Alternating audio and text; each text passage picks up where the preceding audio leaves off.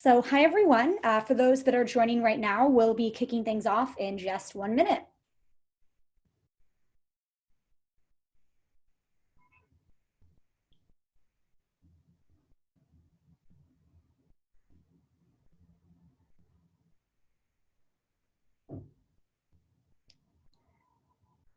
Getting ready to start here shortly. Bear with us.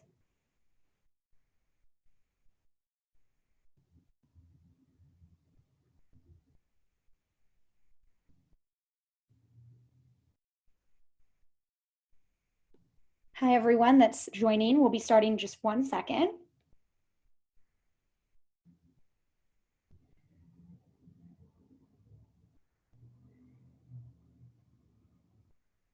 So, all right. Hello, everyone. We're back in session with Knotch and MikMak's Roundtable series. So I'm Ryan Sloan, the Content and Communications Manager here at Knotch. And as we wind down to some of our final roundtables left in the series, I just wanted to thank everyone that's been joining us, past attendees, and even those that are tuning in right now for your first one, and welcome you to the April 30th edition of our roundtable series on navigating COVID-19. So before we begin, I wanted to leave you with a quick note that this roundtable is gathering us together for just an open and honest conversation so we can all learn from each other and grow together. And also during this discussion, feel free to just write down any questions that you have for either Rachel or Anda or any of our lovely panelists that you can send to our Q&A box that Zoom has on the bottom of your screen.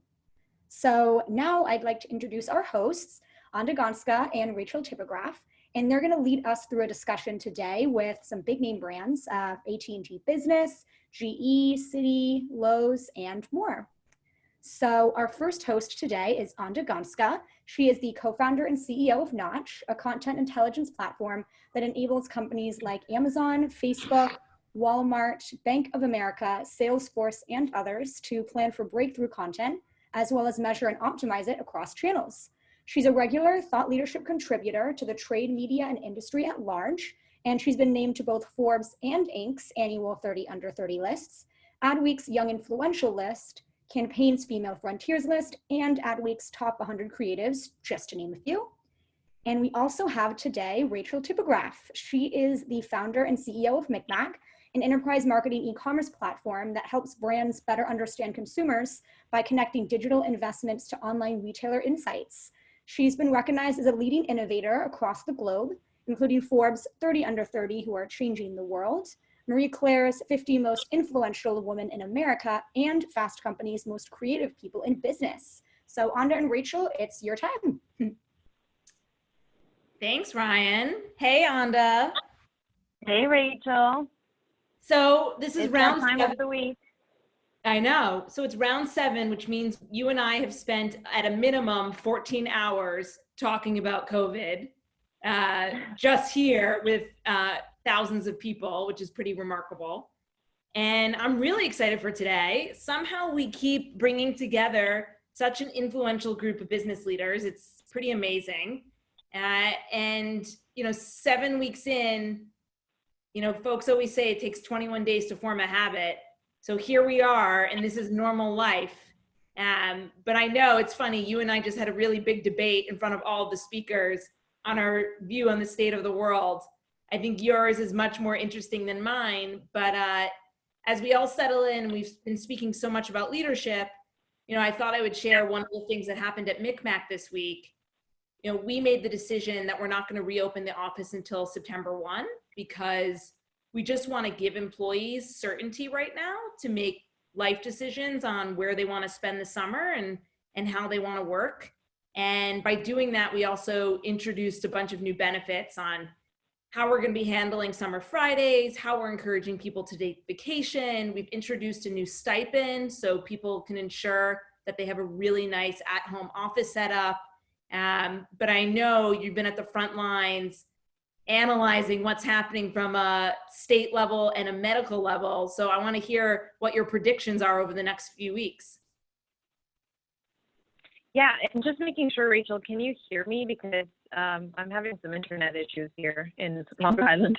I can hear you, but I cannot see you. Okay, that's fine. You don't have to see me. Hopefully you can see my Photoshop photo. It's probably a better presentation. I'll be back with my video as soon as I can. So, Rachel, yeah, I think this week for me was a really big turning point. Last week I was wrapping my mind around what does it mean for us as a company to continue working the way we are right now. We told the team on Friday that we expect to not necessarily go back to the office until at least October. And if we can go back before, we're going to make our office an optional workplace. But because we can be remote, we almost feel like we have a responsibility to be remote, to not add to the wave that's coming back of people who actually really have to go back into the city. And so that was, I feel like everyone last week went through the normal stages of grief upon hearing the news. And we're now settling into this new normal, as everyone is saying. But this week was a turning point because I feel like I got a lot of hope myself just from seeing what's happening in the market. Obviously nothing definitive yet, but there's some really promising drug trials that are coming out. Obviously the news about Gilead, I think, gave us all a little bit of hope yesterday. And then also just seeing that states are thinking about reopening. We'll see again how that goes.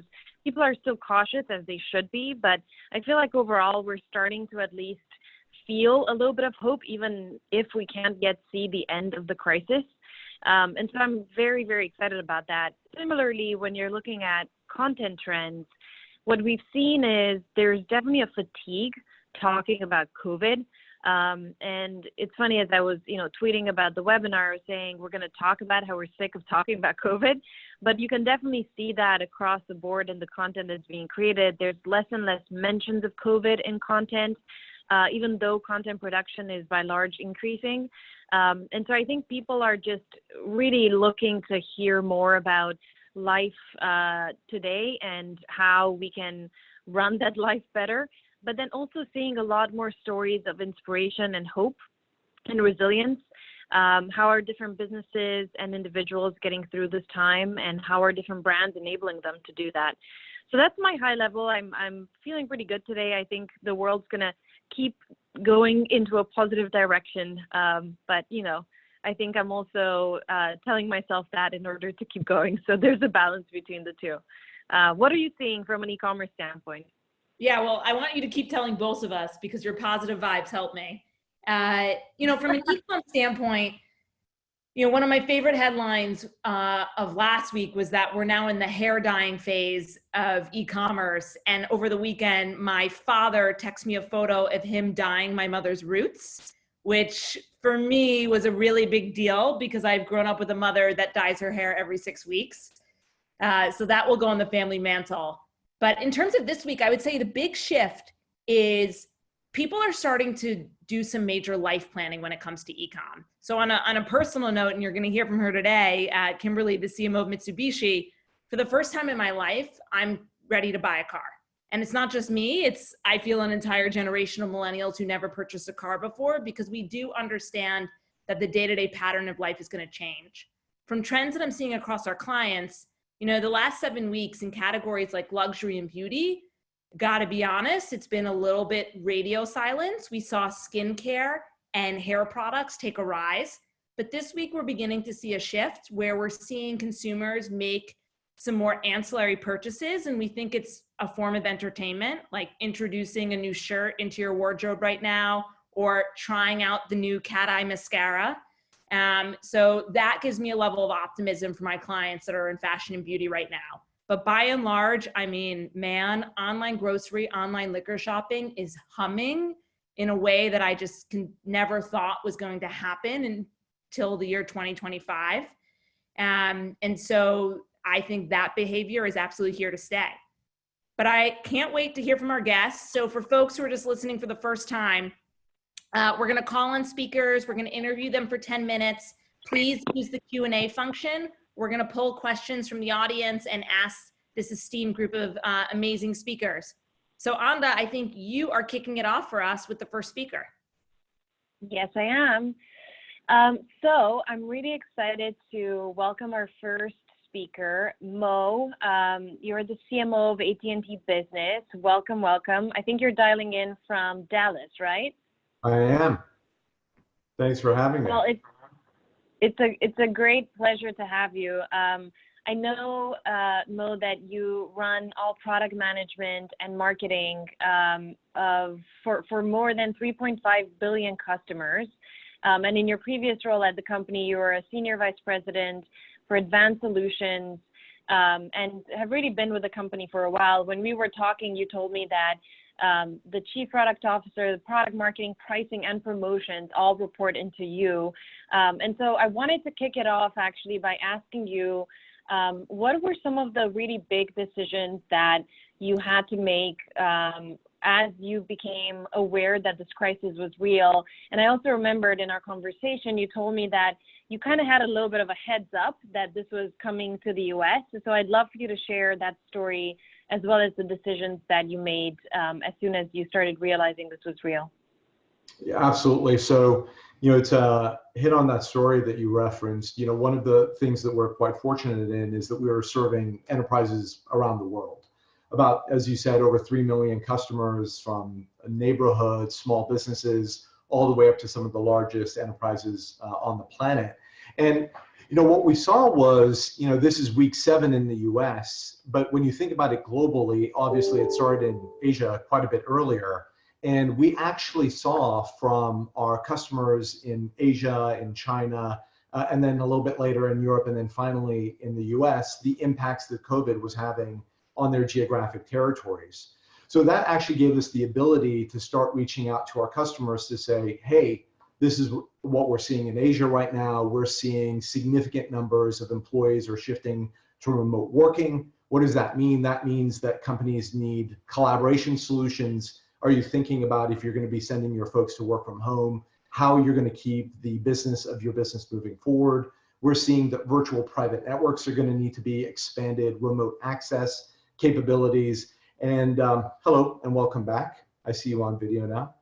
So it really gave us that opportunity to kind of get ahead of the curve, if you will, on helping businesses around America think through some initial planning, some initial capacity that they might need to expand in order to be ready. And then, of course, about 7 weeks ago is when all of it really came to life. And we saw this just incredible exodus of people going home and an explosion of traffic across our network. And so at that point, it was, first and foremost, make sure that the network was able to handle all of this traffic. And, fantastic news is that went off without a hitch. We invest months and quarters ahead of demand. So we're able to pick up this massive increase in the traffic that we saw, whether it was from home, Wi-Fi traffic, LTE traffic, our core backbone where mobility and consumer business traffic comes together. And then it really became about how do we serve? What is our messaging during this time? What do we need to do? And we very quickly landed on, look, right now is about actions. It's not about ads.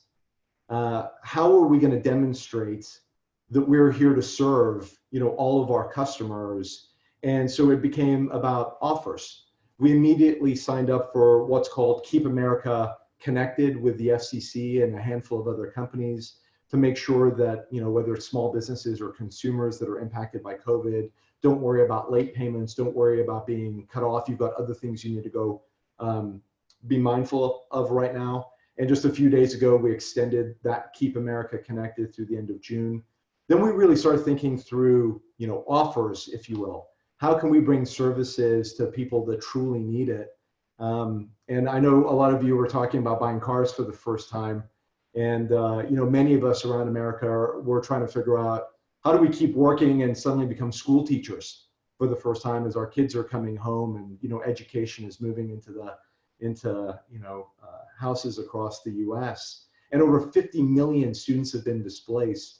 And one of the things I was incredibly proud of is, I'm highly mindful of the privilege that many of us have, that we have broadband, we have internet, we have mobility. And so our kids can keep learning even though they're home. And there's many kids that may not have that privilege. And we launched a free 60-day offer for any school around America to be able to activate new lines of service that they could use on existing tablets or hotspots or PCs that they may have, where now they have internet connectivity, and bridge those kids into the summer season so that they could keep learning. So it was really about serving, it was about actions, and then the messages that we brought to life around that is, you know, as production crews are shut down and you can't go out and make commercials, and obviously you're not going to do a call to action, is how do we bring to life these incredible stories of serving, distance learning, first responders, healthcare professionals, small businesses, just people and how they're going about their everyday lives and changing the cadence of their everyday lives. So those were the first few weeks. And, you know, Anda, I loved what you said about, you know, these are messages of hope and optimism. You know, even though we're alone, we don't have to be isolated. It's an incredible thing to be able to show how businesses and enterprises across America are leaning in to really be there for other businesses and for all Americans during this incredibly unique time. And we may have lost you.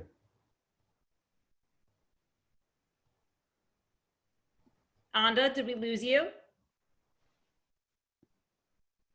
Anda, did we lose you? Yeah. You're back. Hello. Am Hey. I back? Yes. Hi. Okay. So Mo, when we talked, you shared a couple of stats with me that I thought were really interesting. You said 50% of kids in the US have subsidized meals at school. Yeah. Which means that likely their Wi-Fi situation at home is not the one that we all assume for ourselves. And you also said that 76% of kids in DC are in this situation. It sounds like you're doing a lot to help on the educational front, but there's also so much that we need to now move online, whether it's telemedicine or you were talking about retail and this idea of using thermal sensors to auto-detect density inside of retail stores. I mean, there's just so many opportunities for a company like AT&T Business to help during this time. As a result of that, do you find yourself leaning into more performance marketing and kind of a more transactional mindset, or are you still thinking about, let's just put stories out there of inspiration and hope, this is not the time to be transactional?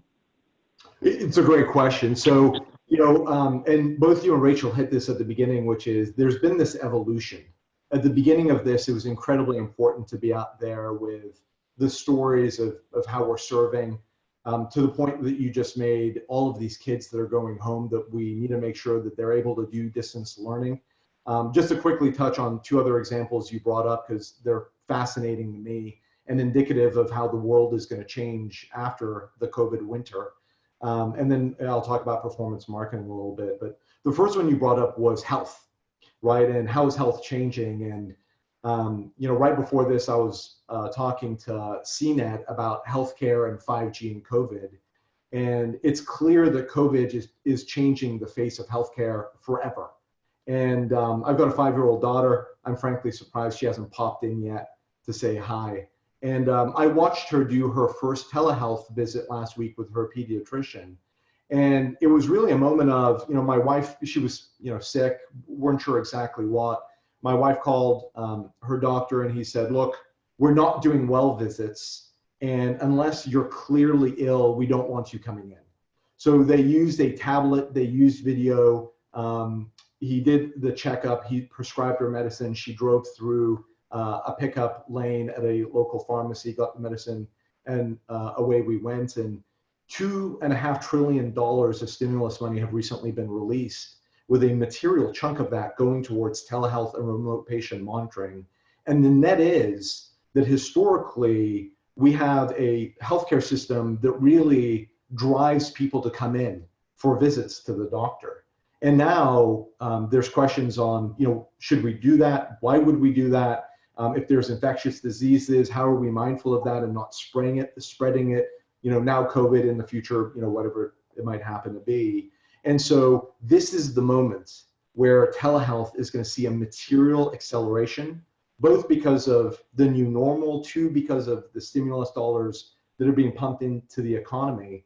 And it's one of those things, so I think all of us, you know, 2 years from now, will look back and think about how often we used to go see a doctor, and why did we do that? And now we're doing it remote over collaboration solutions like this one, and being able to get our medicine. When you think about IoT and the ability to monitor patients no matter where they happen to be, connected toothbrushes are real. It's only a matter of time before, as you're brushing your teeth in the morning, they're going to tell you that you're sick and perhaps you shouldn't go to school or to work. And it will make all of us healthier in a smarter way, enabled by telecommunications. The other example you brought up was around retail. Retail is incredibly challenged right now on how are they going to convince all of us as Americans that it's the right time to come back. I went to a do-it-yourself, a hardware home improvement store recently, and I was surprised by my own reaction of, this odd suspicion of other human beings being within a few feet of me. And I was thinking about my own, mental state. And I was like, that's really weird. I've never in my entire life have I not wanted to be around other human beings. And I was trying to noodle through how long it was going to take before I'd be okay, just kind of, brushing up against other people. And we have a lot of retailers that are reaching out to us on how can we use IoT technology to help us with things like line queuing outside. Right now, we're using humans and pieces of tape on the concrete to show people where they need to queue up. And then we're using our people to count the number of people inside the stores and how far apart they are from one another.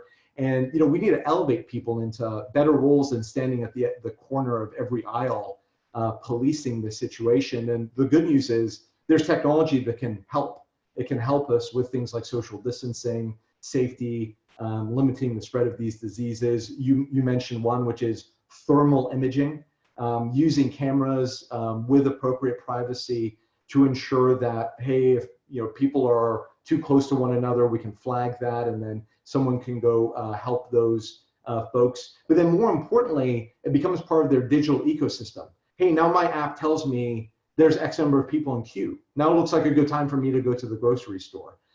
It's a way of helping people understand, hey, I'm keeping you safer.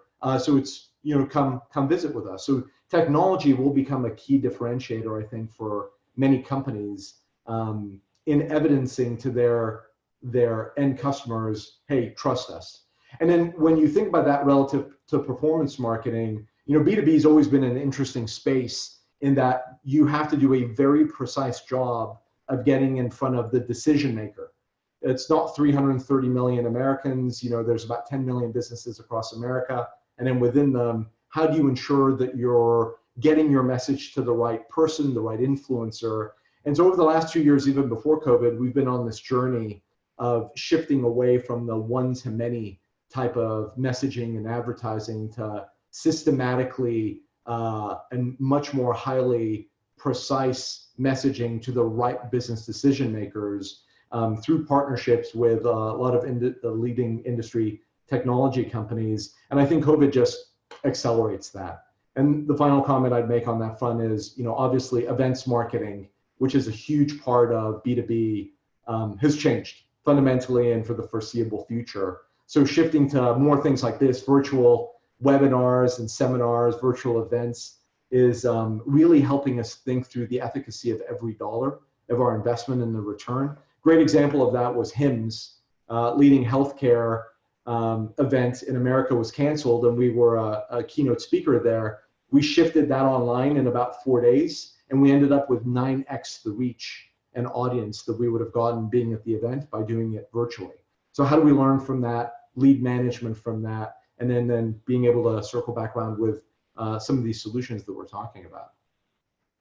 Well, thank you so much for that. It's so inspiring to hear you talk about all these ways that technology is evolving and helping us navigate this time. There's a bunch of questions for you in the Q&A. I know Rachel wants to get to our next speaker, and then we'll go back to a bigger Q&A in 10 to 20 minutes. So Rachel, I'm going to turn it over to you for now. Thanks, Anda, and thanks, Mo. Azania Andrews, are you in the house? Hi, I'm here. Azania. Azania, thank you for joining us. Of course. From Anheuser-Busch, the VP of Connections. So, your category has been in the news every single day. And we've also just seen Anheuser-Busch also in the news for some of the actions that they're taking.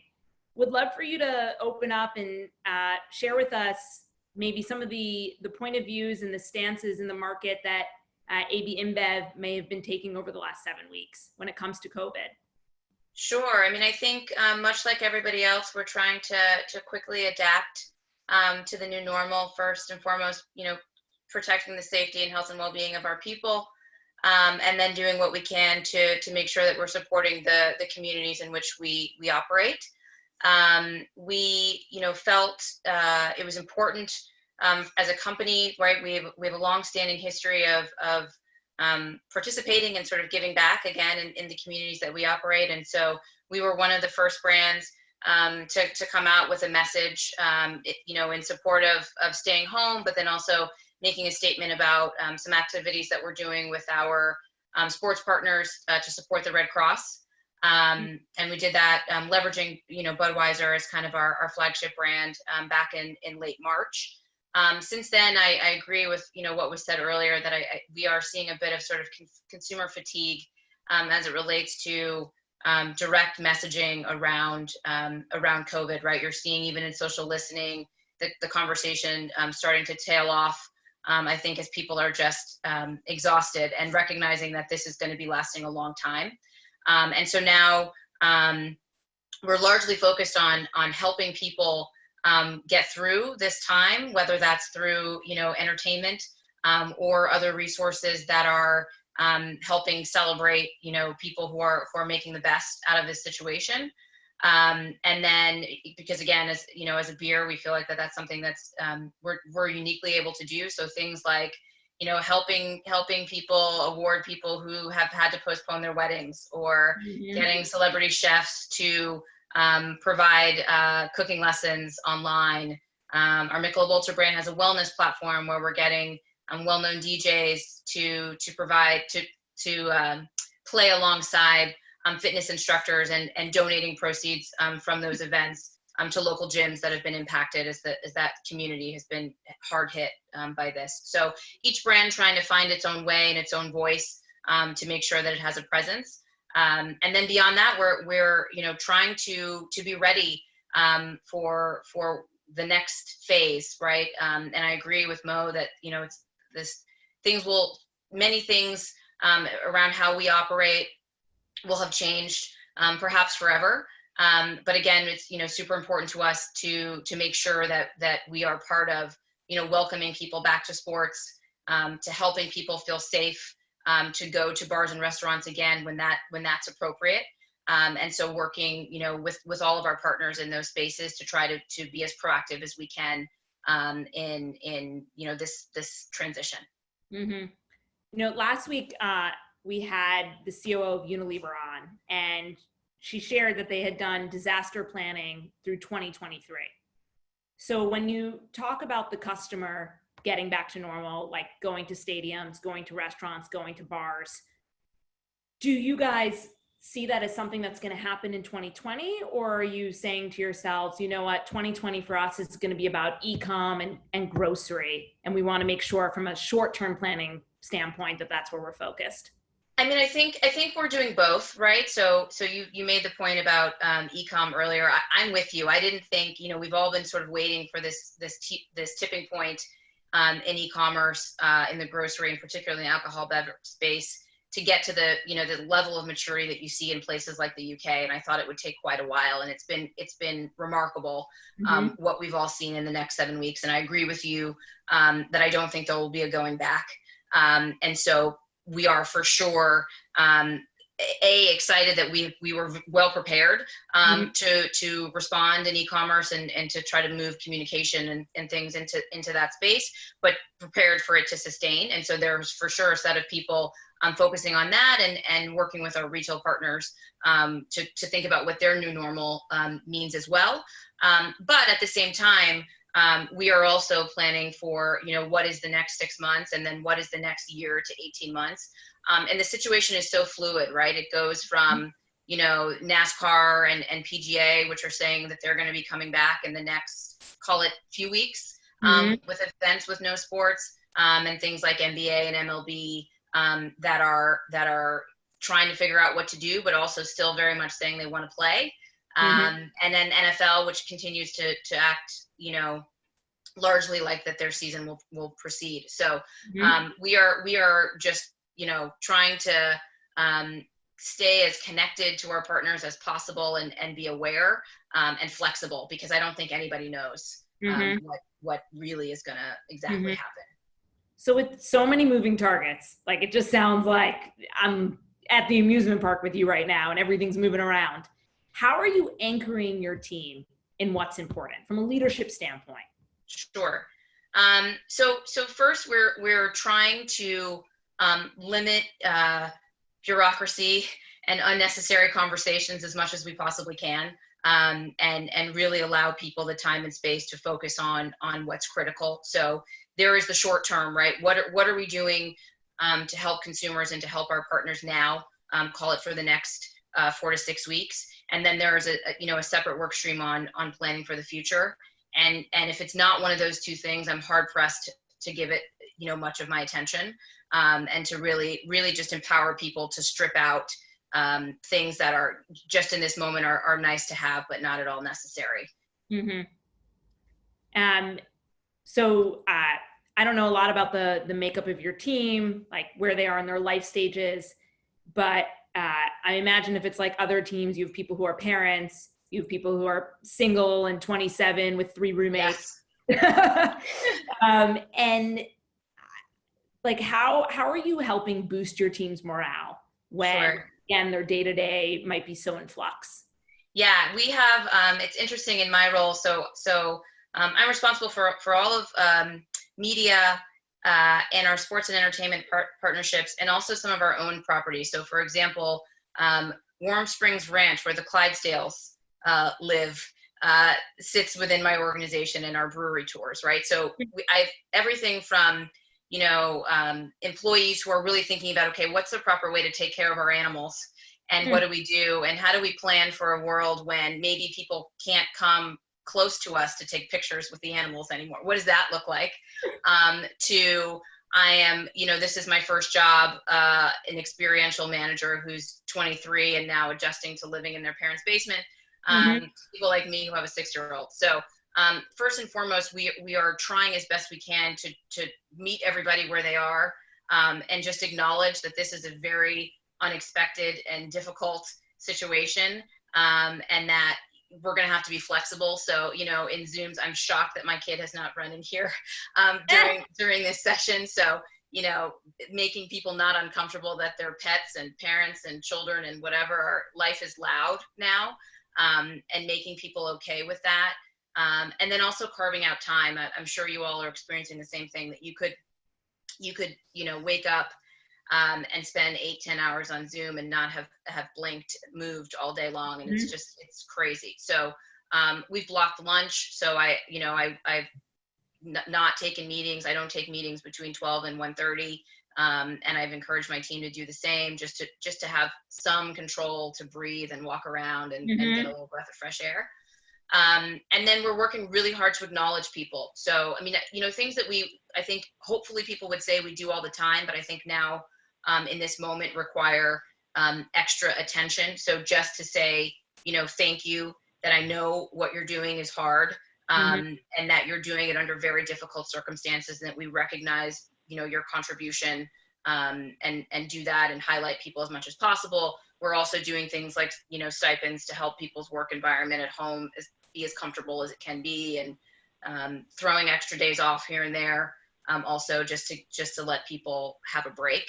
But I think more than anything, just to acknowledge the situation and not sort of try to pretend that this is all okay, and work through it. Yeah. And is that approach coming from the top down? I mean, Anheuser-Busch is such a large company.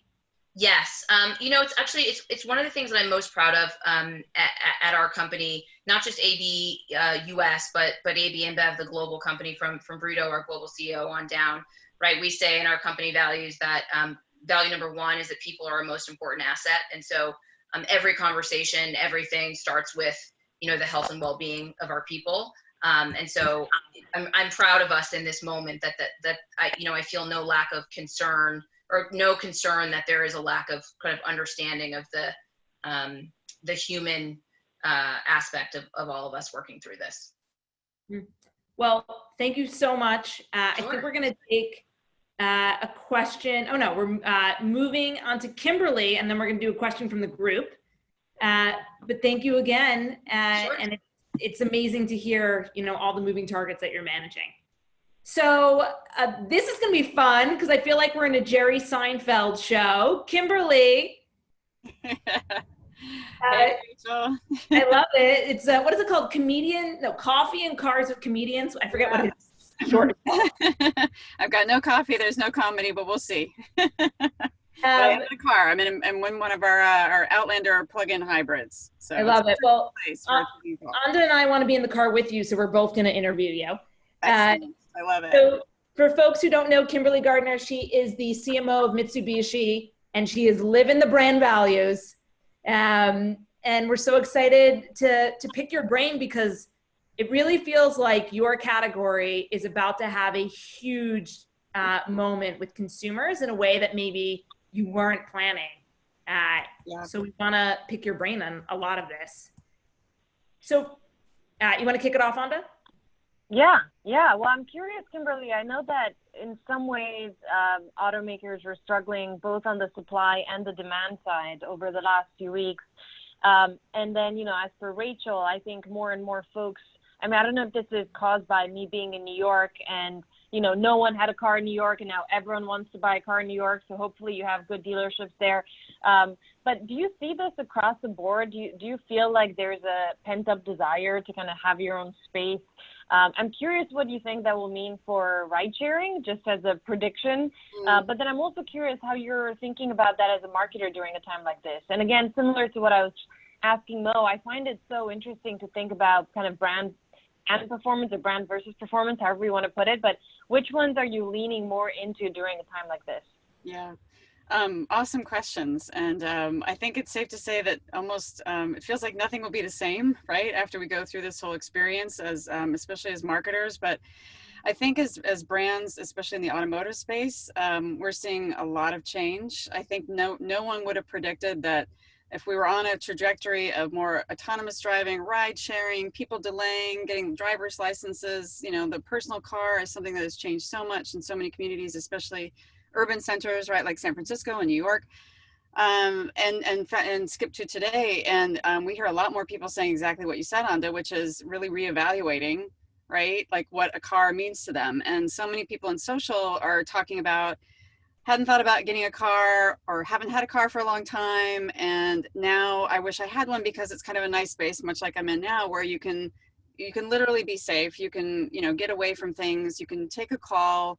It's really fascinating to see the changes in how people are interacting with cars. And I think this is really going to be a C-note change in our industry for, you know, really how we appeal to consumers. And that's across the board, by the way. We're seeing that with younger folks, older folks, men, women, people that before all this would never have even thought about buying a car in a digital way. And we're starting to see that, for obvious reasons. And we're seeing a lot of adaptation happen. You mentioned supply chain, manufacturing, like in every angle, I think in every aspect of the business. So that's mean we've had to pivot. We're a small brand in a big sea of a lot of brands. And so it's easier for us because we're very digitally focused. So we were able to really pivot very early. And be, I think, much more, I wouldn't say necessarily a tie between performance marketing and more branding, but really trying to figure out by signals that people have in the marketplace, like, where are they? What do they need? What are they looking for? And how do we be relevant? Some people need a car right now and a 90-day deferred payment message, perfect. Some people, nope, I'm not even in that zone right now. But you know what? I have a vehicle and I didn't even think about maybe using it as a way to join a caravan of people driving around my neighborhood and celebrating by honking for heroes, right? Essential workers at 7 o'clock at night. And it kind of brings about a different spirit that we have. So yeah. From a creative and messaging standpoint, how direct are you about acknowledging what's happening in the world? Meaning you're seeing some brands literally update their advertising with people wearing masks. Yeah, and again, because of our category being a bit different, you know, that people are using their cars as a respite and as a safe place to be, if you will, because social distancing, I think some categories have had to go there first. I think for us, it's really been more for our dealers an adaptation of how they talk about safety in their retail outlets and their stores. So early on, we pivoted more towards, you know, our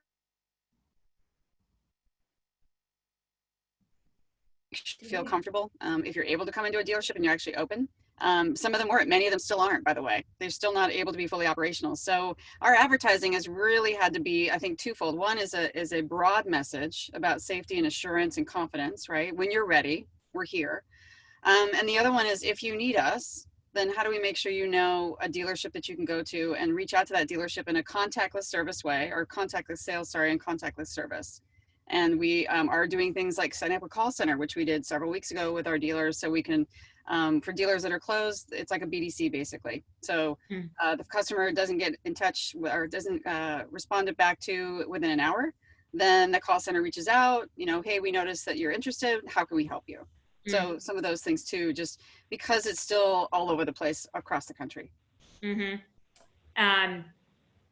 a media and market standpoint, did you shift your approach when it came to channels?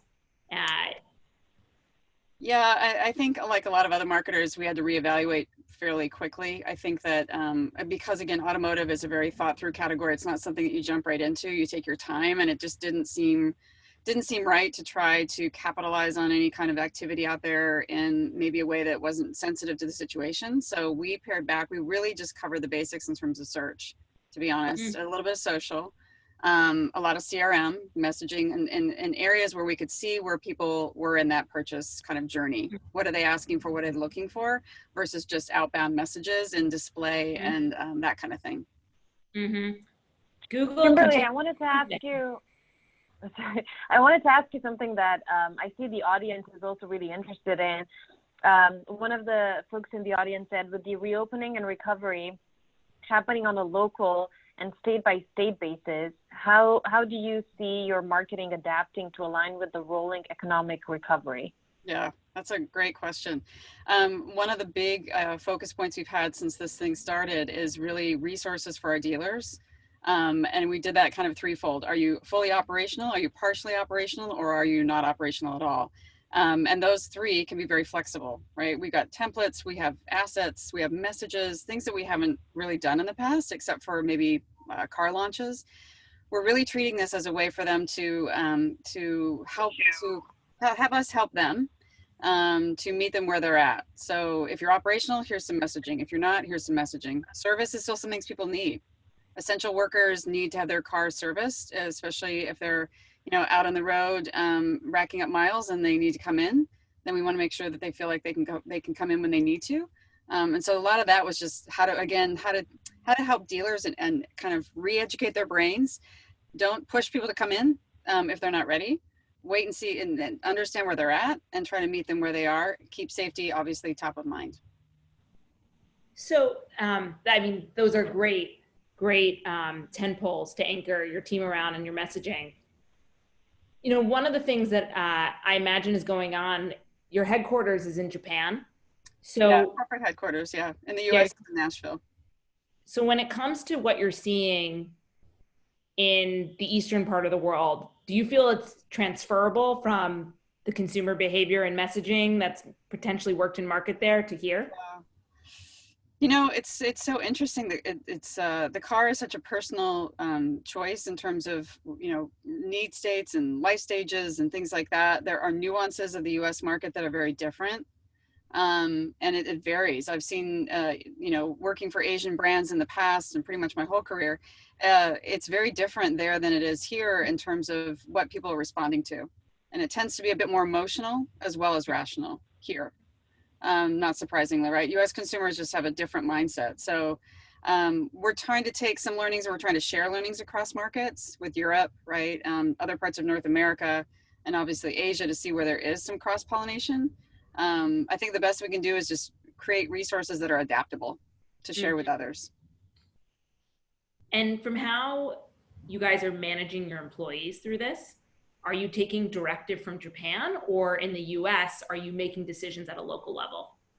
Definitely making decisions at a local level because the environment is different and we're at different phases of the crisis, if you will, and how we're managing that. So We've been doing that here in our Nashville headquarters, and it's been really week by week within that environment and within Nashville, trying to figure out what's the right way to make everybody comfortable, and exactly what the others have said. Meet them where they're at. Ask your employees, what's your comfort level, what's your situation. If you've got young kids at home, what's going to work for you. We're still playing it by ear, week by week, and then we've got offices around the country, and it's really based on the local situations there. Just the main thing is making sure people feel like this is really about being flexible.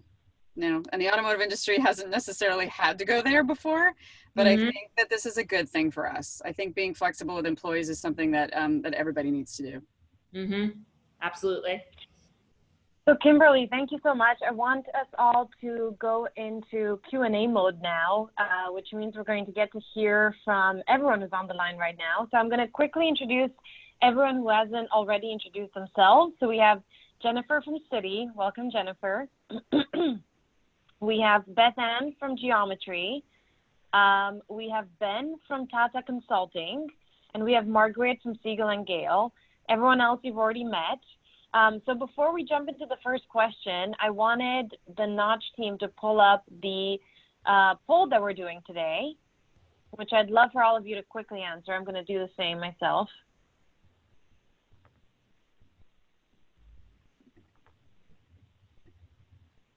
There we go. Okay, so we're going to pull that up, the results of that, after the Q&A. And Mo, I can see your lovely daughter just walked in. I love the bow she was wearing. That's cute.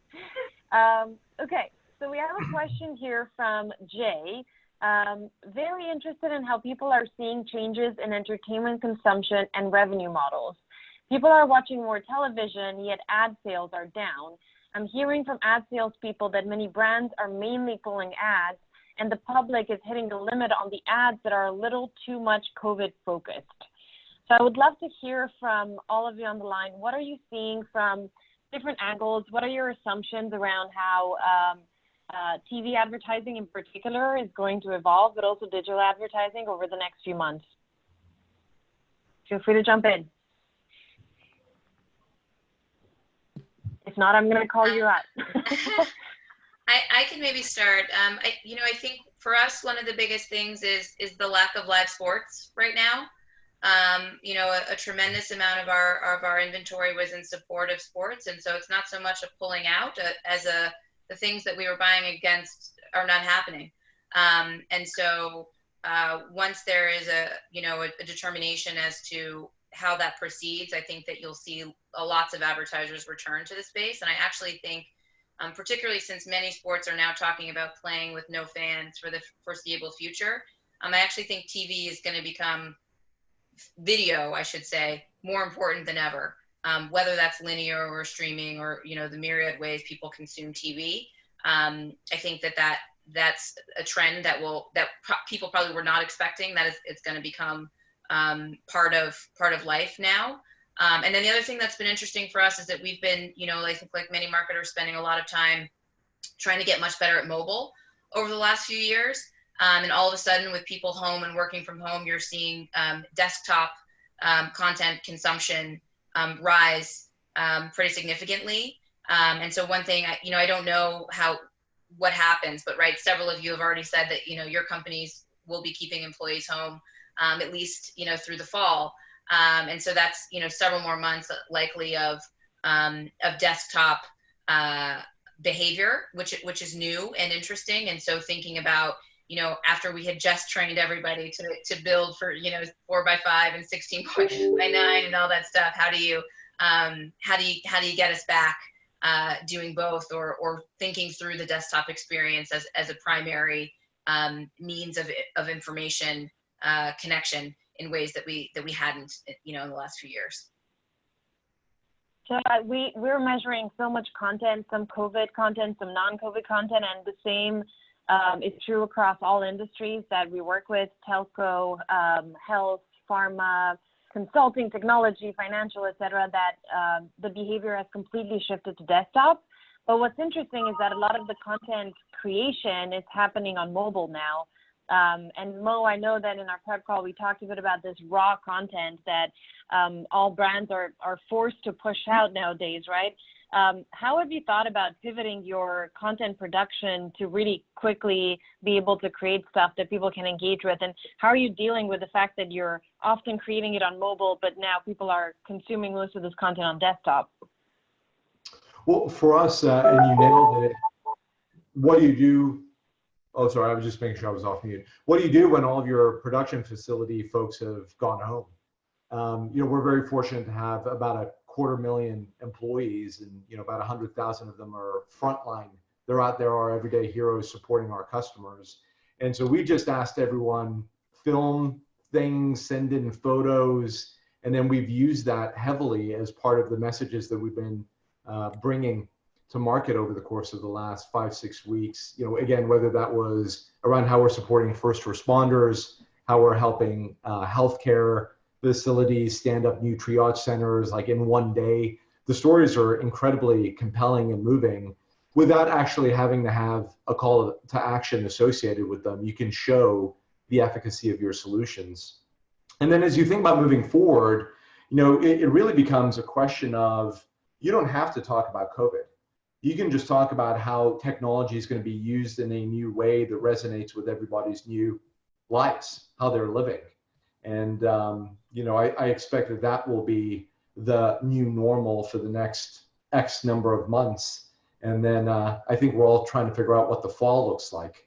And as we get closer to that, you make decisions. The beautiful thing is you can create content very, very quickly right now. Yeah. And I'm sure that a lot of this raw content in many ways manages to pull at the heartstrings a lot better. I wanted to just take another quick one from the audience before we move on. And I know that this is something that Citi cares a lot about. So the question was directed at Mo initially around how AT&T was able to get 9x from your virtual participation in the HIMSS conference. But I think the question more largely addresses what happens with virtual events. Do they really work better than in-person events? And I know, Jennifer, that obviously Citi has a massive investment on the live event front. So I'm curious, how are you thinking about moving that onto the virtual side of things? Yeah, no, absolutely. We've always, we do thousands of events a year, or did thousands of events a year, like 15,000 globally. And we have a very large entertainment access platform that has been very powerful for our brand. And this is a new situation. Obviously, their live events aren't happening. It's impacting most of the people that are on this session today. And we've always had this concept or notion around access beyond attendance. So we were always coming up with some type of virtual element component to everything that we were doing on the live side, but we've really had to amplify that now. We are literally negotiating and renegotiating every single partnership we have to have some type of virtual element to it. So it's really important, and we're seeing it's working. And some of those partnerships are bigger than others.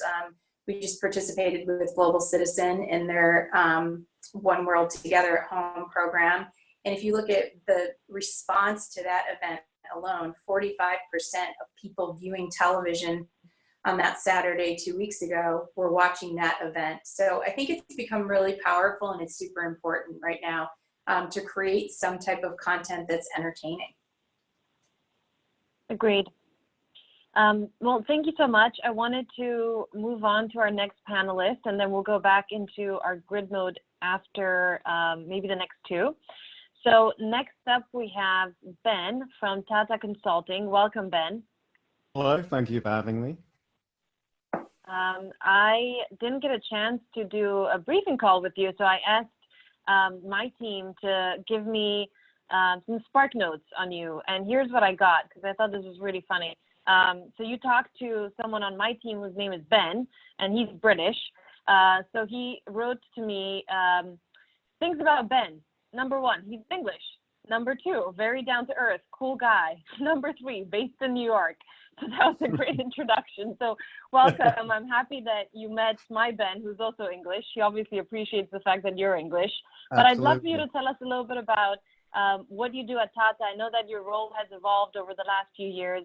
Just curious to hear a little bit about that before I jump into my questions. Sure. Well, at a high level, Tata Consultancy Services, we're one of the largest IT services consulting firms in the world. We're headquartered in India. We're the largest company in India, 450,000 employees. But our biggest market is North America. 54% of our revenue sits here. So I joined them 7 years ago as head of corporate communications for North America. 2 years ago, became chief communications officer globally. And 5 months ago, I took on marketing across North America as well. So it keeps me busy, and COVID has kicked sounds into like gear. a lot. Yes. And yeah, COVID's been an interesting one for us. First off, ensuring the safety of 450,000 employees and moving 90% within 3 weeks to work from home status. And given that we're offering IT services, empowering mission critical industries from banking, financial services, so they can, of course, handle people's finances, pay people, all right, from a payroll perspective, to healthcare, life sciences. It was quite a task, and it's given us a lot to reflect on. And the biggest takeaway for us in all of this: safety, number one. Number two, of course, ensuring our clients have business continuity. Three, making sure our employees stay motivated when they're stuck at home, they're isolated, as you've all said, in different life stages and circumstances. So we've gone out of our way to keep everyone highly motivated. But the biggest takeaway for us, with all of our employees sitting in offices around the world, we've realized, boy, this only accelerates our decision to change our business model. We have a 25 by 25 vision already lined up, which essentially says we only need 25% of our employees around the world to actually be in an office at any given time. And even then, only 25% of their time. We don't want more than 25% of people in any team being in the same location. It's all about location independence and agility to do our jobs. So we've already made that pledge that we're going to shift most of our workforce to work from home in the next 5 years. I like that. I think it's a very responsible pledge, and in our smaller ways at Knotch, we're trying to follow it. On the topic of hope, it sounds like the TCS Innovation Lab have been working on, I don't know if the word cure for COVID is a little bit too bold, but it sounds like you're really working on some very interesting discoveries. And I'd love for you to just maybe share whatever you can about the hopeful stuff that you're seeing come out of that. Sure. I will try to do it justice, not being a biologist here. Our life sciences division. So we represent most of the large pharmaceutical life sciences firms across the US, for example, and globally. And we have innovation labs that focus specifically on drug discovery. So when this all kicked into gear, some of our analysts in Hyderabad and Pune in India immediately got cracking and using heavy data science, machine learning, and artificial intelligence algorithms. They were able to identify in 3 days 31 molecules that can attack the very proteins in COVID-19 that cause the virus to replicate. And so this notion is that there's a strong chance one of these 31 molecules could be a cure. Now, I don't want that to sound too grand. This may not work, but the whole point is it could significantly increase the speed at which drug discovery and vaccines occur moving forward, using the power of machine learning and artificial intelligence. So we've already submitted that. We're working with the World Economic Forum, with the World Health Organization, to see if we can bring this to life in short order. So fingers crossed. That's very hopeful. So thank you for sharing that. So putting on the marketing and comms hat, Sure. I'm curious about how you've thought about your role during this time. I think similarly to Mo, what you do now is probably more relevant than ever before. And I'm curious how you've decided to show up and be there for your customers. Do you think that this is the time to be more transactional and performance driven, or have you really just led with your actions and maybe with some lighter instruments for storytelling? Sure. Well, I can take that in two parts, I suppose. One on behalf of our customers and then internally at TCS. So with our customers, our job is to power their businesses to serve their customers. So we're a B2B company, but our customers are across all industries serving their consumer-facing customers. So it was really important for us to make sure we could, in an agile fashion, unemployment insurance systems for many states across America, that they remain intact and can get those checks to people in need within 2 days. Like I've mentioned, banking, financial services, deferment of payments, all of the back-end machinery and how that works, working very closely with all the healthcare providers, a critical need. We also work with a lot of our customers to shift their business models technically, so they could manufacture now masks, ventilators. I know that there's now a debate about ventilators, but all of the necessary equipment, we've worked with a lot of customers to shift business models and how does technology power their ability to do that quickly. So there was a lot of hope in terms of progress there. But from a storytelling perspective, I've been really fired up by what we've done internally. We're a tech company. We're not selling, drinks, sneakers, etc. So some people may feel technology is dry. I've been amazed at the employees coming together. We decided we have 450,000 employees. So we quickly created entertainment channels internally, for example, to get celebrity chefs, astronauts who have experienced what it's like to actually be isolated in space. How do you cope? How do you identify stress levels among team members? And how do you reach out a lending hand? And we've offered counseling services, parental advice, activities for kids. And we've also loved employees who have stepped forward. We have people who are technologists, but have now volunteered to be ambulance drivers.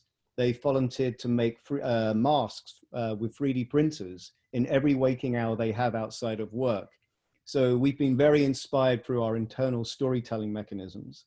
And in turn, we're seeing a lot of media around America clamoring to tell these stories, because several of you have said we're hitting COVID fatigue and the daily uptick in infections and health conditions. So I think the media are really looking for those positive stories, rays of light, and they can really kind of shine a light on these individuals who are also making a difference.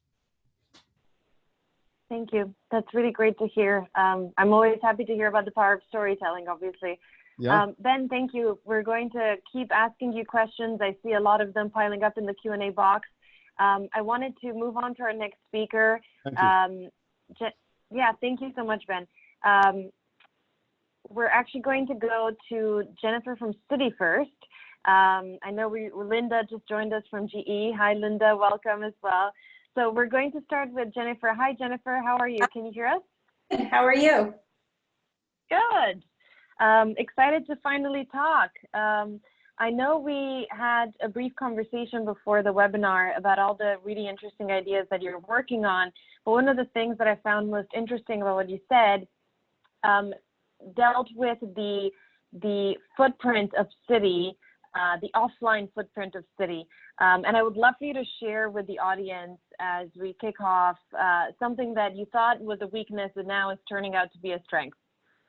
Yeah, no, I don't know if we thought it was a weakness. I think no one could have anticipated, obviously, what we're seeing now. And Citi, several years ago, made an intentional move to be less physical and more digital. So what that means is we reduced the number of branches or bank branches that we have, and moved a lot of our banking to digital platforms. And so obviously that's helping us today. Again, there's still work to do, and we have other things that we have to move to digital, but it's just interesting that now it's full circle where, you know, some folks in our space actually ramped up the number of physical spaces that they had. We went in a different direction and really were focused on digital. So I think we have, we're in a good position right now to continue amplifying that and expanding what we had started out building.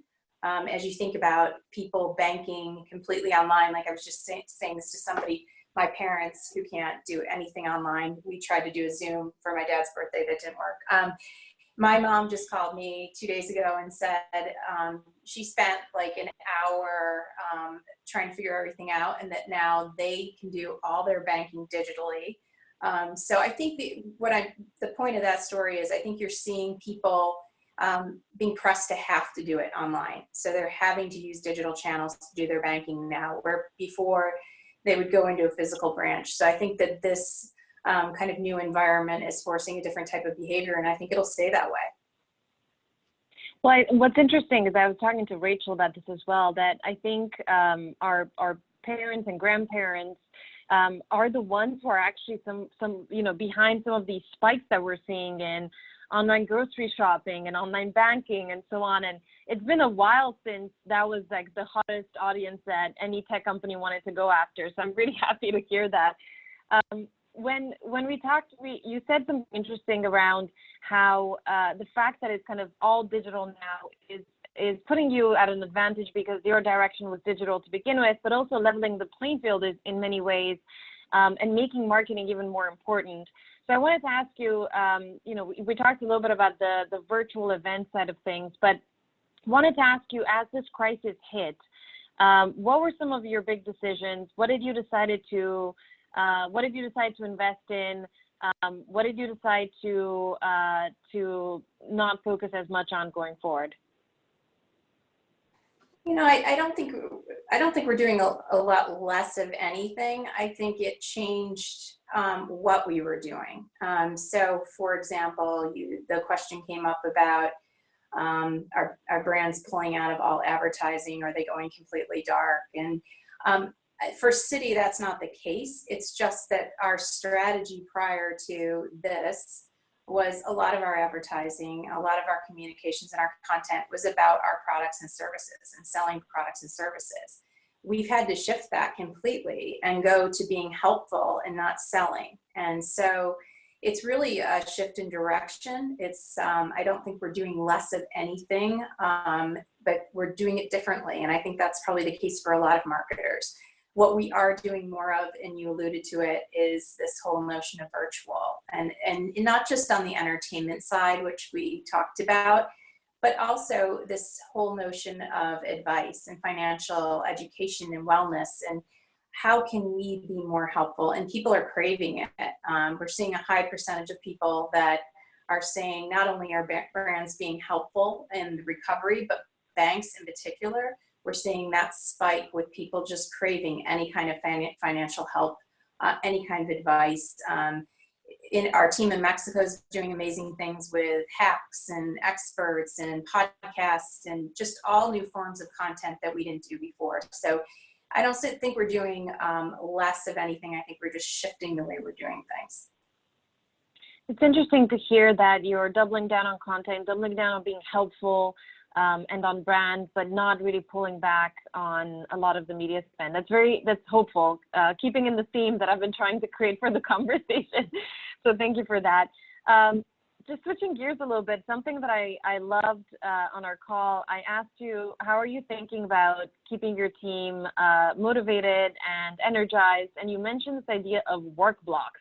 I would love for you to tell us what those are and how your team has been using them. Well, first off, my team is absolutely incredible, and you see the strength of a team when you go through something like this. And I've always thought they always operated as a family, and now I'm convinced they are a family. They have come up with so many creative ways to stay connected, to stay energized, and to help each other through this and lean on one another. And one of those, one of many, is this program called a learning block. So each week, and they're on week 7 right now, they send out at the beginning of the week a prompt to the whole team, and it's really, that's what the learning block that week will be about.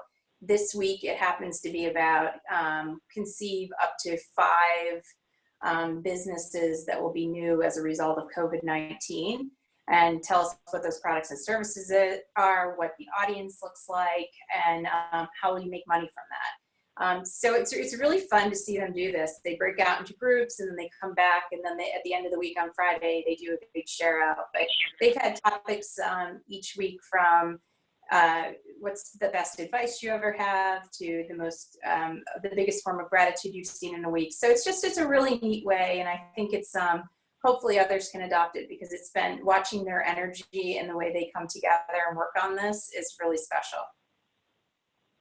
We will definitely adopt it at Knotch. So if anyone at Knotch is listening, it's coming your way. The final question I have, Jennifer, we talked a bit about how we all feel like we're over certain words.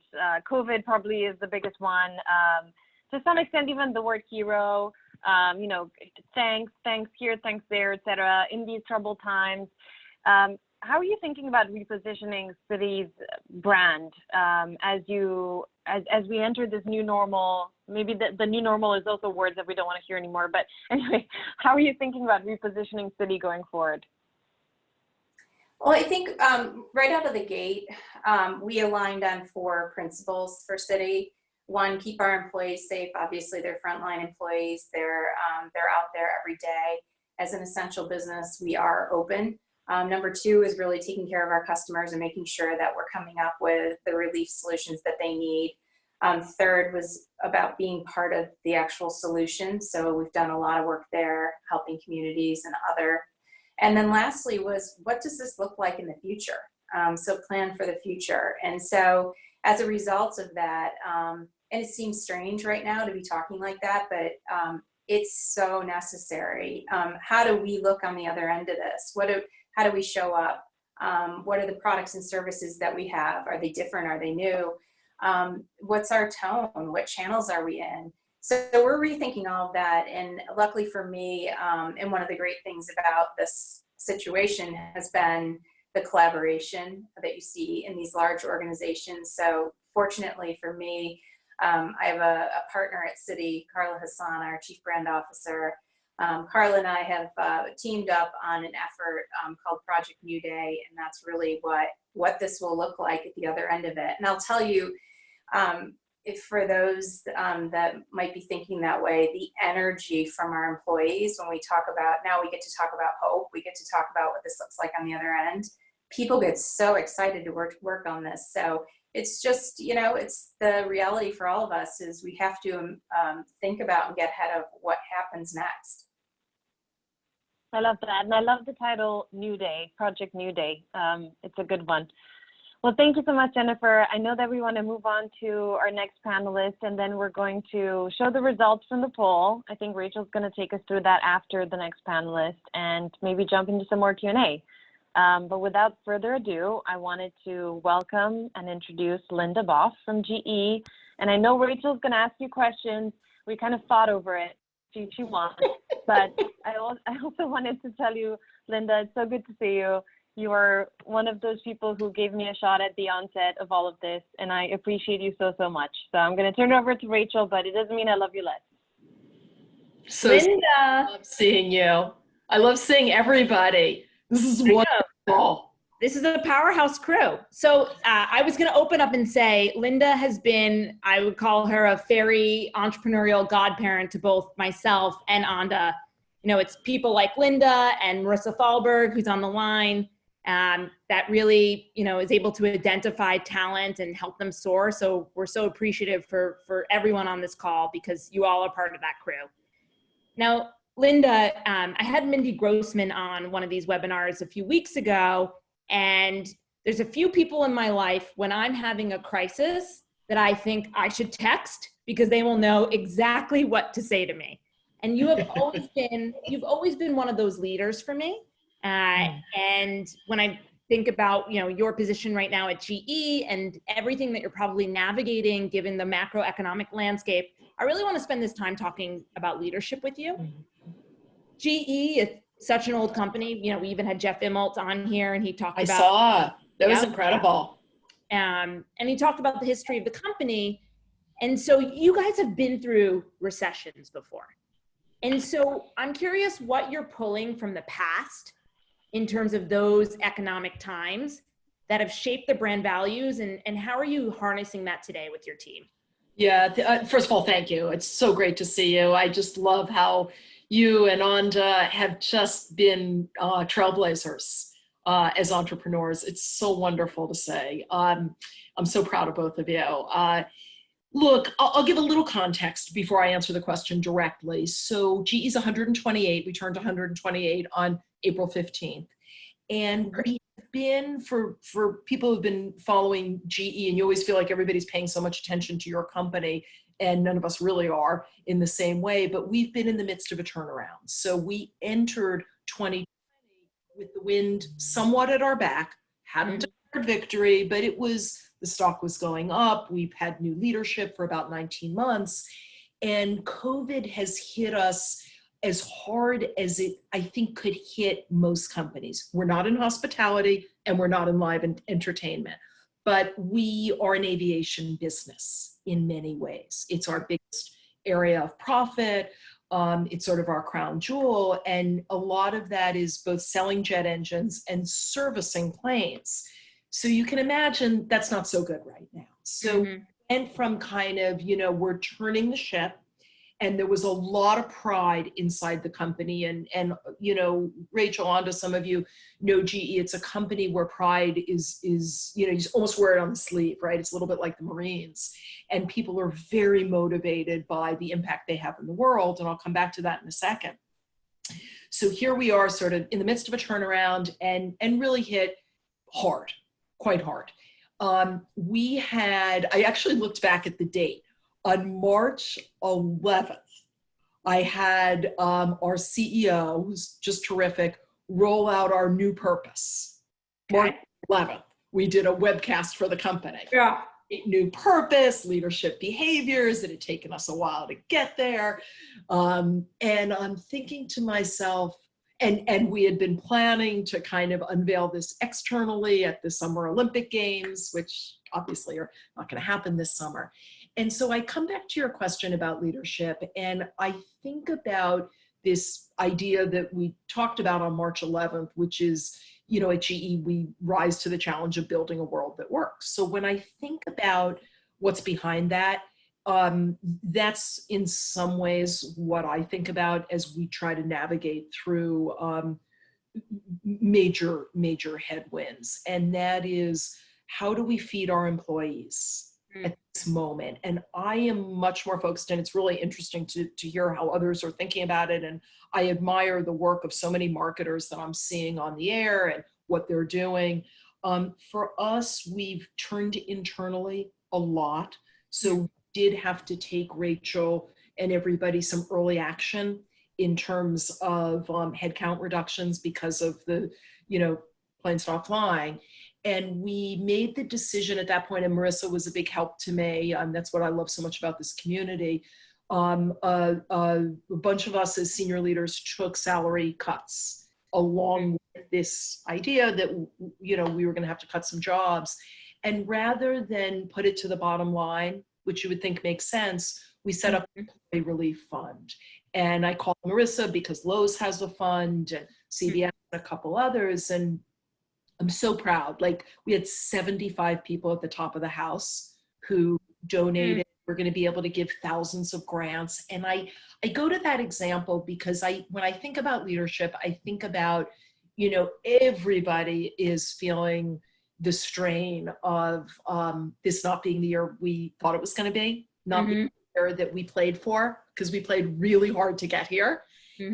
Moment when you feel like you've sort of played it out, how do you find the wherewithal to go forward? And I personally find myself at my best when I'm thinking about others, when I'm grateful. I mean, if I feel like I'm having a really crummy day, or I'm tired, or it's, one more weekend where I haven't done anything but, sort of sit at the computer and be on Microsoft Teams, I find that it's those moments when you're thinking about others in our company that kind of allow me to propel forward.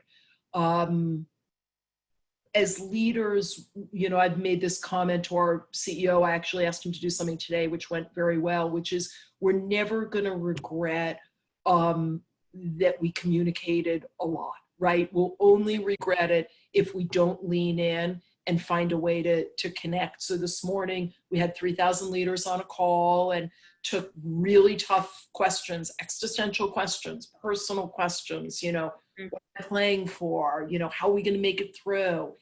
And so I think about, as marketeers and communicators in many ways, I kind of think this is a moment, however we wind up expressing that, and whether we express that in our stores like Marissa, or through branches or virtual branches. Nobody's going into the bank right now.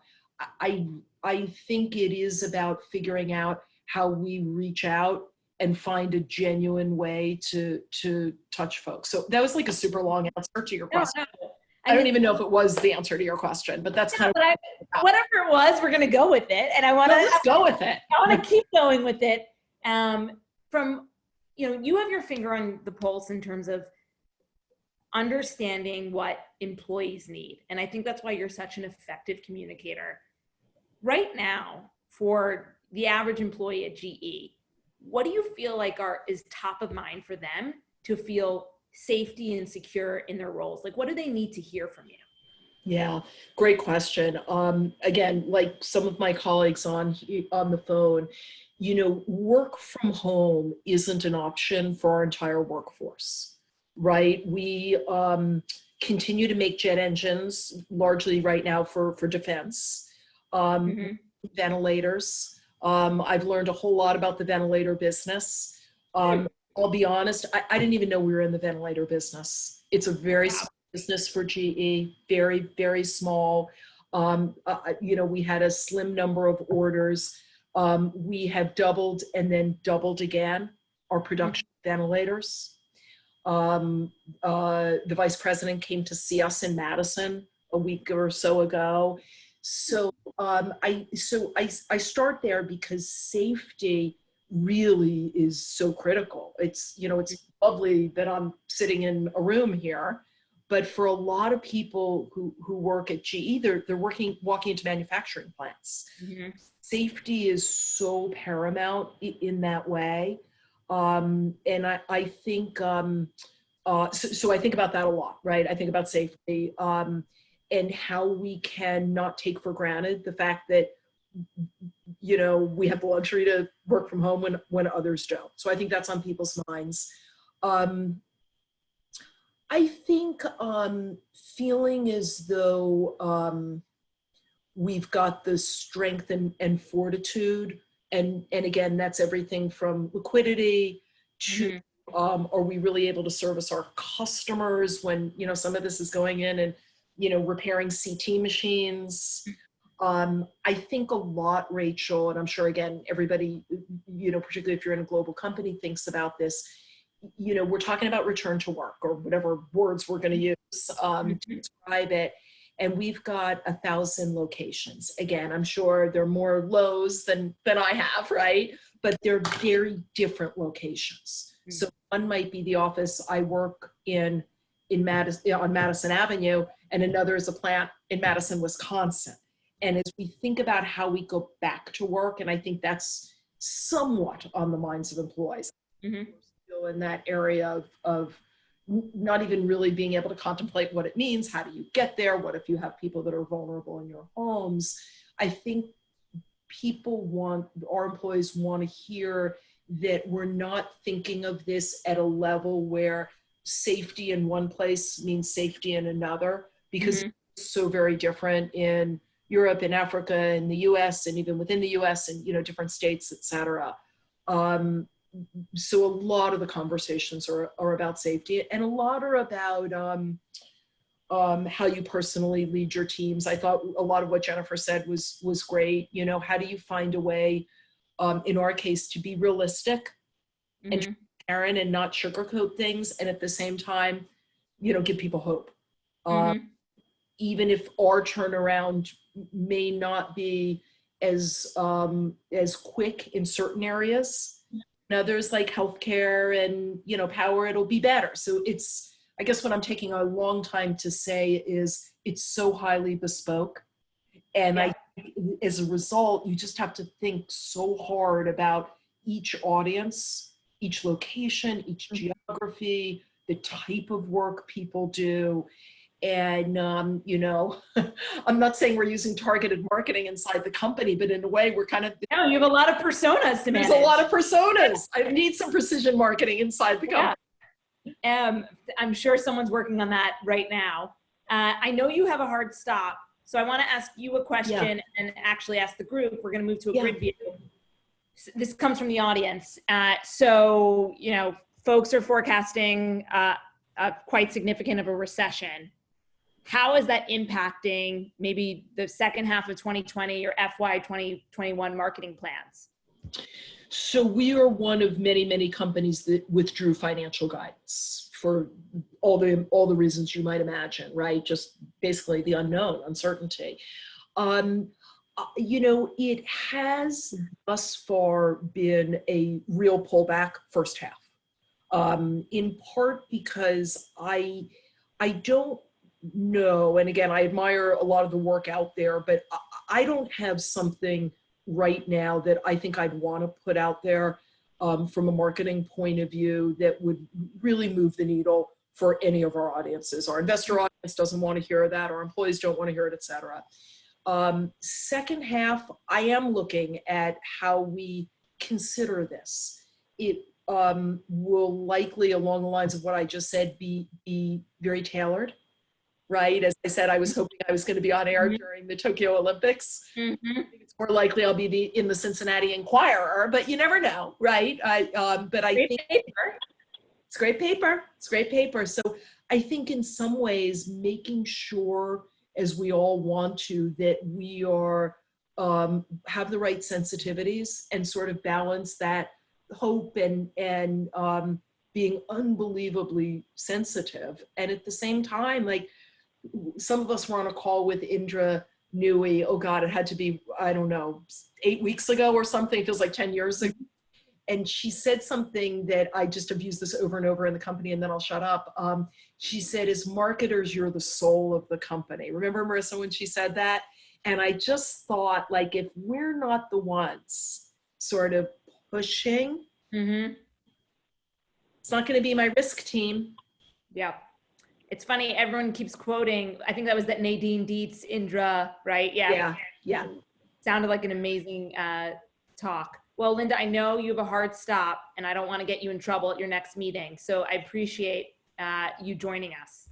I love seeing everybody. I'm so sorry not to be able to stay. Wishing you all safe. Thank you so much, Linda. Bye. See ya. So I thought that Linda's response was actually a really great segue into seeing the results from the poll that we did a few speakers ago. So here we go. It's a really interesting result, because the poll that we did, I think it was maybe 2 or 3 webinars, like I can't even remember, but we were asking, you know, are you expecting your content production to increase? And the answers across the board were yes, by more than 2x. And so now we're thinking we're probably going to stay at the same level. So that's really interesting. So I'm curious, actually, just as we continue being in grid view, anyone else have a perspective on H2 planning? Do you think it's going to be, you know, even more conservative than H1? Or do you think brands are going to start coming out and having more things to say? I'll just jump in real quick, and then I've got to wrap up. Because we have a lot of inventory in our pipeline, I think we're definitely looking at the second half as being an increase for us. Obviously, that'll depend on the situation, right? It's so hard to see more than a few weeks into the future right now, but I think that's definitely going to be our plan, but at a hyper local level. I'll take one card. Okay. Sorry, I was going to jump in quickly and just say, from our perspective, a lot of companies need to focus in the short term as we, God willing, come out of this, to make their products and services as consumer friendly as possible. And I think certain consumer mindsets, services, products they may have used in the past, maybe don't seem as important now as they used to. Brand loyalty, has that shifted? But also the confidence to use these products. I mean, you look at the airline industry as one example. What will it take to get consumers to get back on planes? And I think we've all read These stories of middle seats, do they no longer exist in terms of capacity? Will there be additional screening to get into movie theaters, to fly, where people say, okay, now I trust others are also healthy and I won't get ill as a result. So I think consumer confidence and consumer product friendliness is key. That makes sense. Well, Rachel, I'm going to pass it over to you again because I know we have an exciting new panelist coming up. Yeah, Marissa Thalberg in the house, the CMO of Lowe's. Marissa, how are you? I'm great. It's so good to see you and Anda and everyone. Hi. And you're in California right now, right? I am. I have not moved yet. Yeah, this has definitely delayed your cross-country move. I would say this has definitely not been quite the typical onboarding assimilation process to a big new job in industry, but you roll with it, right? So are you 2 or 3 months in? I feel like everyone, I've lost all track of time. Let's see. I guess I'm about 2.5 months in. Okay. Yeah. So I mean, home improvement is probably more relevant than ever before. So as a company, has Lowe's taken a stance on coronavirus and publicly spoken about it? Well, I think, first of all, I just have to say, stepping back to what I wound up walking into, it has hit me in a very profound way that, I went from luxury beauty to QSR, Taco Bell, to big box retail home improvement, and chose this company. And then at the very moment of joining, really, it's at this moment in the world and in our collective history where we've all been asked to stay home, and home just has taken on all this like super profound meaning, practically and emotionally. And so in many ways that has absolutely forced a complete acceleration of changing everything, as many people have been, of course, doing in their respective roles. But in my case, no chance to really suss it out, do things in a very sort of methodical way, but rather just kind of get in there and make sure that we're really considering what it means to show up for people right now, how to temper letting people know that we're open and we're there for them as an essential retailer, but not look exploitive of that fact, and how to really use as an opportunity to reflect on who we are, and frankly, what I've realized who Lowe's has always been as a company. And I think that's been one of the more compelling realizations I've had since joining is, you look at these 300,000 associates are showing up, and, a lot of people and companies have risen to this occasion of crisis in really remarkable ways. But I thought it was interesting to kind of contextualize the way we've been showing up as really no different than how we show up for people in their homes and communities when a hurricane or a tornado blasts through. And that was really, I think, an important realization for me, is that's the culture and the ethos is our employees are amazing on a daily basis, and they really shine in a crisis. And that's what we're doing now. And I think that made it feel a little bit more legitimate to tell that story than just risk feeling like we jumped on a bandwagon. Yeah, that's funny. I actually just saw your logo in a different light, like through sort of a medical first responders lens when you said that. In terms of, you said messaging and not being exploitive, I mean, Lowe's has been a major national advertiser. I mean, multi-channels. So have you changed your marketing plans that? Oh, yeah. Can you talk more about that? Yeah, I can, because I think it's evident, so I don't feel like I'm disclosing anything that if you didn't put it together, you can kind of see from our marketing is, and Linda was referencing some of these group CMO calls, and I have to say, just what I find so wonderful is the community of peers that we have, that this has been a time where you really seek that sense of camaraderie and insight from fellow executives, and both, right? It is a bit of camaraderie, commiseration on a personal, professional level. And so a bunch of us were talking, and I realized, gosh, am I doing this right as I've walked into the role? Because, the first thing was to really triage all the messaging we had out there and just really scrub it for anything that 2 weeks before rather would have been fine. 2 weeks later suddenly would have been toned down. And this is back in March. How long ago does March now seem? And then, right, it's just ridiculous. And then And then we started progressively saying, okay, well, how do we tell a story a little bit more on a brand level? And I heard you make a comment earlier, actually I think Anda did, like the messages, like it was just sort of happening in real time where you'd come up with this idea of wanting to say, together we can do something. And then you watch TV and you're like, oh my God, everyone's saying that it's gonna be so quickly, right? It quickly goes from like a beautiful idea to feeling really insipid. There's like a poem on Twitter someone wrote that's gone viral of all the, in these uncertain times, right? So it's been tough because what I realized is we're all operating in a fairly small box. Everyone, from a production standpoint, you can't go out and really shoot. So I think it's actually been a really interesting creative challenge. How do you tell a story without all of those usual production resources? But how do you do it in a way that allows you to be heard and allows you to connect on, a level of that expresses the humanity of the brand and the business? Because we know, Richard Edelman does a great job of talking about how businesses are the new sources of trust when we have diminished trust and faith in government leaders. And that's not a politicized statement. It's just a sort of general finding in our culture. So how do we show up? And I felt like it was our job to show up and be present and to use our media that way, but to make sure we were doing it in a way that was relevant. So that's what the messaging has had, a profound shift in that regard, from very promotional retail marketing to much more allowing us to tell a brand story. And I think we're going to look back, and I hope we'll be really grateful that we were able to pivot that way, and that it might be a bit of a new normal that balances in with some of the more traditional retail messages and tactics as things progressively get back to, a more reopened economy. From a content production standpoint, because I'm hearing of some brands doing this, are you using your employees in store to create content right now?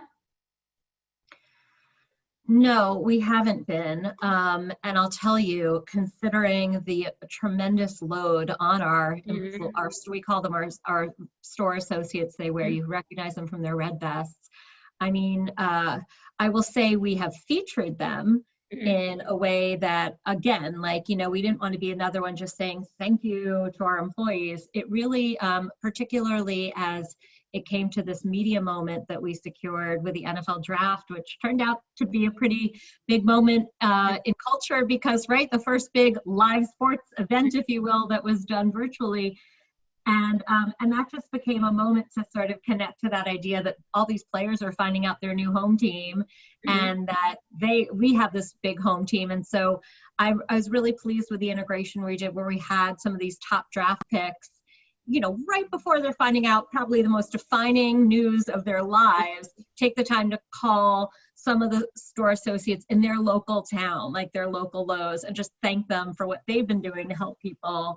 And I just think that was a way to really, express our appreciation in more than just words to our associates, and let them see themselves in the messaging, and let them know that we realize how much they power the brand as well as the business. So in that sense, yes, Rachel, but in terms of asking them to do anything, no. Yeah, no, I thought that was a really nice integration that you did. Selfishly, I want to pick your brain around customer journey and what people are buying right now, if you're seeing changes in buying behavior. Yeah, I was talking to a peer who, the CMO of Target, I guess it's fair to say, and we were comparing how maybe it's gotten a little less moment to moment now. It's the curve of change of consumer demand isn't as frantically changing, but in the beginning, like he was saying, it went from, we all had this trajectory. First it was cleaning supplies, then for him it went to canned goods, and then the minute I thought this was interesting, the mask and out, everyone should wear a mask, suddenly they had a run on scarves. So you're just thinking that, but and so in our business too, I think it's been really interesting because it does give you a little bit of a sense of the overall zeitgeist and cultures. Of course, we had a run on cleaning supplies. For a while, remember when the toilet paper shortage? Suddenly bidets. We couldn't keep bidets in stock. And I don't think they were a top trending, search term for a product for us before that. And now it's moved to a little bit of a combination of things that are, what I would say COVID related, keep my home clean and safe, and then also things that really are seasonal, and I think reflect the fact that people are home and now they perhaps even have more time and more of an outlet to work on their backyard, to work on their lawn, to paint a wall. So, it's interesting what makes something essential. We know we're open because 2/3 of what we sell is non-discretionary. If you have your hot water heater break, you need to fix that to run a safe and healthy home. But there is this other side of what we do, which is enabling people, I think right now more than ever, to have the physical outlet and mental health benefit of getting to do something constructive with their homes when they're stuck at home, and that we enable this do-it-yourself DIY culture is something, I really appreciate about this business. And in terms of the relationship between e-commerce and in-store right now, what dynamic are you seeing? Yeah, well, we've certainly, like many, seen a spike in e-commerce. So, and I think what's interesting is if you look at, someone shared this stat with me, if you looked at China after, was it SARS or, that moment for them was when e-commerce really sort of hit another level. And I think we're already societally pretty mature in terms of online commerce, but I think some of the behaviors that maybe the non-adopters have now even adopted, like that's just going to stick. So we recognize that we're going to continue to improve and innovate and enhance what we have from an omni-channel standpoint. But at the same time, because we've been open, people are absolutely coming to the stores too. And so we've just had to be on, at the forefront with other essential retailers on constantly iterating what safety protocols and what additional measures do you take. And no one had this all right from the beginning. So, and sometimes you have some people, well, I saw someone standing next to each other, but there needs to be a little forbearance that we're all trying to figure this out. And we've continued to make new announcements and improvements as we went, including committing, I don't even know what the amount is over, but something probably coming close now to, let's say, $250, $300 million in commitments to our associates, to the communities, et cetera. Yeah, that's awesome. Final question for you. From a leadership standpoint, you enter a new job, you have hundreds to thousands of employees underneath you. How have you been able to build relationships virtually right now as you get integrated into the company? What do you think is most important from a leadership standpoint? Well, needless to say, I've had to really, really think about that, because this is, of course, for all of us, totally unexpected as a new executive. Of course, harder when you don't have the deep, long, pre-existing relationships that you've had a chance to cultivate in a room together, over dinner together, all the little moments and gestures that maybe do get a little lost on a Zoom or Teams. But, I've tried to just say, hey, this is like another test of, if we talk about being agile and flexible leaders, and I've just tried to say this is a test of creative leadership. And I don't know that everyone in my peer group is comfortable with technology, but maybe that's a benefit of back when I knew you in our earliest days, Rachel, being a digital marketer, back then is, I just feel like you make it work for you. And so I have this big department, and I know I haven't met a fair number of those people in my department, but I do like a Friday Zoom department meeting. And you know what? I don't think this department was having weekly meetings before this. And we used the chat feature, and I made it an AMA, but then someone said, oh, instead of it being an Ask Me Anything, it's an Ask Marissa Anything. So, in some ways, I'd like to think that maybe it accelerated a level of intimacy, just how we all see each other in each other's homes right now. I would say without hesitation that there are some people on my team, the ones I work most closely with, I feel it actually has done that. It's almost been a weird accelerant of the relationships. In other cases, I'm not going to lie, it's been more challenging. We have a headquarters as an essential retailer where some executives still go in the office. They're practicing reasonable social distancing, but sometimes they're in a large conference room together and I'm the one on the phone. Then it's harder. Yeah. It's harder. So, you just do what you can to, I think just driving the work and seeing the results is something that at the end of the day has been hopefully confidence building and also in some ways relationship building. Well, I thank you for your time. I selfishly can't wait to have you back on the East Coast and to hug you. I'll miss California though. It is pretty amazing. But thank you again. My pleasure. You guys create amazing panels, which is typical of all the amazingness you do. So thank you for having me. Of course. Thank you, Marissa. So Anda, are we moving to Beth Ann from Geometry? Yeah, let's do that. Let's move to Beth Ann, who's also one of our favorite people. Yes, Hi, Beth Ann. welcome. The feeling is mutual, and I was just looking at the time. So if you guys want to do myself and Margaret together, since we're both coming from a professional services standpoint, we're happy. I'm happy to improv that way if she is.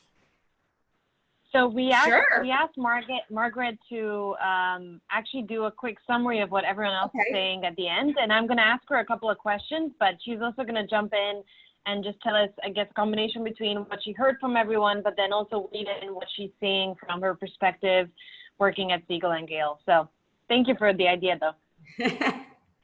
Excellent. So Beth Ann, as you acknowledge, like you are CEO of a global agency with a major focus on shopper. As an agency, have you guys taken a stance in a public way when it comes to COVID? Well, obviously our stance reflects what we would recommend to our clients. So we always keep kind of that professional services ethos at heart, but we bring our own research, our own insights and data, our own instinct to the table when we think about how do we advise through this. And so our overall stance has been trying to think about, and you talked about this earlier, Anda, like the positivity in all of this, like not to be the bearers of more bad news or fear mongering. If there's scientific data that some of our clients are coming out with that is important for people to hear, we want to help them tell the story and get it out there to the public in the right way. We want to help in a very open, agnostic, and objective way too. A lot of the different companies that are involved in different ways and different factors. So overarching, yes, we basically felt like we could not communicate during this time. We felt like it was really important, as we've all talked about during this session, for the brands to have a voice. Oftentimes they are at the heart of being able to solve for things, and they have a view on these issues that even governments don't have always. So we realized very early on that there was going to be a very important role for brands in this and corporations in this. And so we looked at it from both those two angles. Like, when is it right for products and brands to be solving and bringing value? And when do we want to make sure that we're taking it up to an umbrella corporate level and making either the CEOs, spokespeople, the CMOs, and giving them an important role to play in all of this with, again, the right authenticity and the right genuineness for their companies. So, you know, Geometry is within WPP. You guys are working across some of the biggest brands in the world. Are there key trends that you've seen in your clients' behavior over the last few weeks? Well, I think it mirrors and reflects what we are all experiencing, right? And I think everyone's talked about this. There's sort of been this phases of COVID already. And I think, you know, Jay Walker Smith, who's from Kantar, made a really interesting point early on, which is we all want to say this is brand new, it's unprecedented, we don't recognize this. But the reality is we do recognize this. We have lived through crisis before. We have lived through massive disruptions before. So the best thing that you can do for yourself in some ways is say, okay, wait a minute. There are some things here that are going to be similar, that are going to follow a similar course, even the grief phases, that you can apply to how we help navigate this and how we have a different kind of global sensitivity to the different personas and the different sensitivities that people are going to be going through, and just trying to strike the right, you know, beat and the right messaging with the right tone and moment for a very both mass audience, but also trying to get, as everyone's talked about too, in the most personalized, more one-to-one segmented way possible as well, recognizing that everybody is going to be feeling and confronting things at a different time. And especially if you're a company that is operating on a global scale, people are at you know, many different magnificent variations of how they're experiencing this right now. Let's talk about the global scale that you have. You know, Asia was essentially 2 to 3 months, depending on where you were, ahead of the US. Are there consumer behaviors that you guys saw in Asia that are now being reflected in US? Like, do you have that sort of telescope and you can help us know what's to come based on what you saw?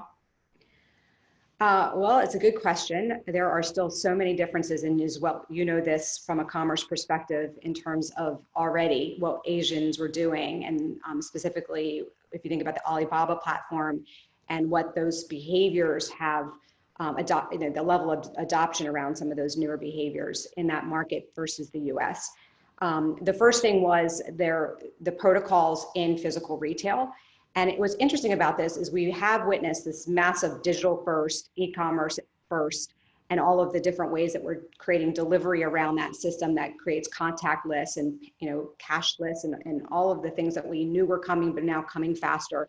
But the physical environment still matters. Like, people have not gone to physical locations, whether that be pharmacies, whether that be liquor stores, or regular grocery stores, and especially local grocery stores.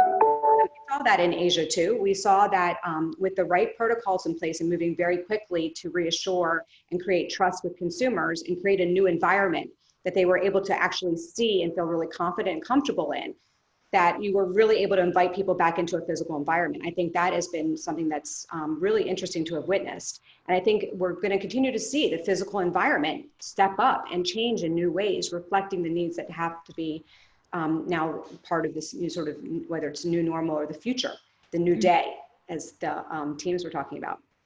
And in terms of like customer behavior, you're doing a lot of research. Can you share some of the insights that you're seeing in people's buying behaviors, their relationships to brands?